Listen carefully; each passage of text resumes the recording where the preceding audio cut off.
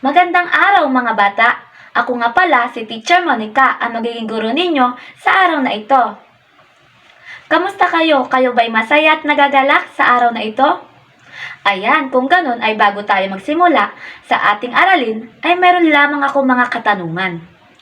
Alam ba ninyo ang awiting Abacada? Mahusay, kung ganun ay ang gagawin natin sa araw na ito ay aawitin natin ang Abacada.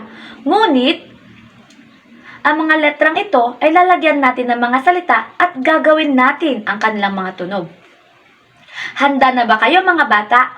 Kung ganon ay tara sabay-sabay nating awitin ang Abacada.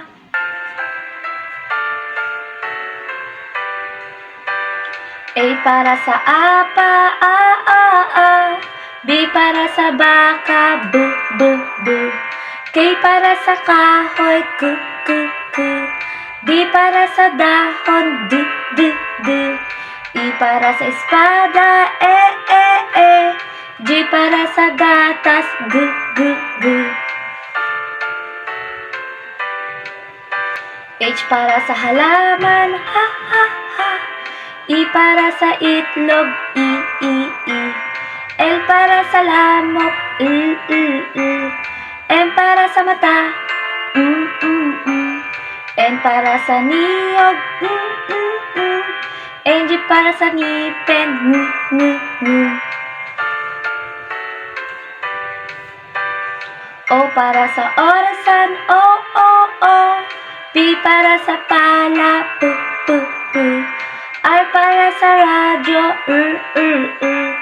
S para sa susi, T para sa tasa, t, t, t. U para sa ulap, u, u, u. W para sa walis, wu, wu, wu. Y para sa yelo, y, y, y.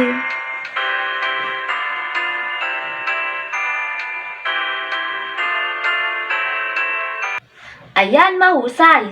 Diyan lamang nagtatapos ang ating aralin sa araw na ito. Paalam mga bata! Paalam!